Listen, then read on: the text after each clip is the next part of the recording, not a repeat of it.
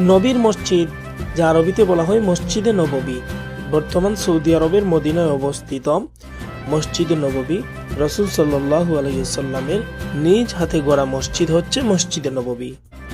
এই মসজিদে সারা বিশ্বের মুসলমানদের শ্রদ্ধা এবং আবেগ মিশে আছে। রাসূল সাল্লাল্লাহু আলাইহি ওয়াসাল্লামের রওজা সংযুক্ত এই মসজিদ থেকেই খুলাফায়ে রাশিদিনরা অর্ধেক পৃথিবী শাসন করেছেন। আজ আমরা এই মসজিদে নববী সম্পর্কে জানব। 622 খ্রিস্টাব্দে 23শে সেপ্টেম্বর সোমবার মুহাম্মদ সাল্লাল্লাহু আলাইহি ওয়াসাল্লাম সেই সময় নবুয়তপ্রাপ্ত হয়েছেন 14 বছর হলো। কিন্তু মক্কাবাসীর অতিরিক্ত জুলুম নির্যাতনের কারণে আল্লাহর হুকুমে নবী মক্কা থেকে মদিনায় হিজরত করেন। 8 দিন ব্যাপী কষ্টের রাস্তা অতিক্রম করে তৎকালীন ইয়াসরিব শহরের উপকণ্ঠে কুবা নামক স্থানে পৌঁছালেন নবীজি। পরবর্তীতে রাসূল সাল্লাল্লাহু আলাইহি ওয়াসাল্লাম ইয়াসরিব শহরের নাম পরিবর্তন করে রাখলেন মদিনা।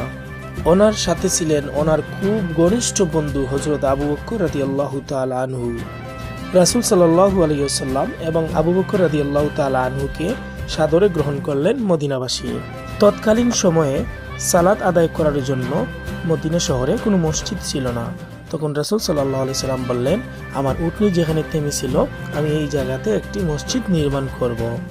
রাসূল সাল্লাল্লাহু আলাইহি সাল্লামের উটনি যেই স্থানে থেমেছিল ওই জায়গার মালিক ছিল 2 জন এতিম বালক। এতিম বালক 2 জন রাসূল সাল্লাল্লাহু আলাইহি সাল্লামকে মসজিদ নির্মাণ করার জন্য এই জায়গা দান করে দিয়েছিল। রাসূল সাল্লাল্লাহু আলাইহি সাল্লাম তারা প্রাপ্তবয়স্ক না হওয়ার কারণে তাদের দান গ্রহণ করেন নাই। তৎকালীন সময়ে এই জায়গার দাম ছিল 10 দিরহাম। তখন 10 দিরহাম দিয়ে এই এতিম বালক 2 জনের কাছ থেকে হযরত আবু বকর রাদিয়াল্লাহু তাআলা আনহু মসজিদ নির্মাণ করার জন্য জায়গা ক্রয় করেন। তারপর এই মসজিদের কাজ শুরু হয় এবং রাসূল সাল্লাল্লাহু আলাইহি সাল্লাম নিজ হাতে এই মসজিদের ভিত্তি স্থাপন করেন। দীর্ঘ 7 মাস কাজ করার পর মসজিদ নির্মাণ কাজ কমপ্লিট করা হয়। প্রথম নির্মিত মদিনা মসজিদের আয়তন ছিল 100 হাত বা 56 গজ। প্রথম অবস্থায় এই মসজিদ নির্মাণ হয়েছিল রৌদ্রে শুকানো ইট, খেজুর গাছ, পাথর, কাদা ইত্যাদি ইত্যাদি। নির্মাণ কাজ শেষ হলে এটা কেবল নামাজ পড়ার কাজে সীমাবদ্ধ রইল না, শুরু হলো কুরআন ভিত্তিক সমাজ ব্যবস্থার প্রাণকেন্দ্রে। এটাই ছিল ইসলামিক রাষ্ট্রের প্রথম পার্লামেন্ট, এটাই ছিল ইসলামিক রাষ্ট্রের প্রথম বিশ্ববিদ্যালয়, এটাই ছিল ইসলামিক রাষ্ট্রের প্রথম সুপ্রিম কোর্ট। এই মসজিদ থেকেই সাহাবা একরাম অর্ধেক পৃথিবী শাসন করেছেন। আজ মুসলমানরা তাদের ইতিহাস ভুলে গেছে। মসজিদে নববীর পূর্ব পাশে রাসূল সাল্লাল্লাহু আলাইহি সাল্লামের রওজা রয়েছে। অনেকে মনে করেন রাসূল সাল্লাল্লাহু আলাইহি সাল্লামের রওজা মসজিদের মধ্যেই হয়েছে, কিন্তু না। রাসূল সাল্লাল্লাহু আলাইহি সাল্লামকে আম্মা জান আয়েশা রাদিয়াল্লাহু তাআলা আনহার গৃহের মধ্যে কবরস্থ করা হয়েছিল। পরবর্তীতে মসজিদ প্রশস্ত করতে গিয়ে তার রওজা মসজিদে নববীর অন্তর্ভুক্ত হয়ে যায়।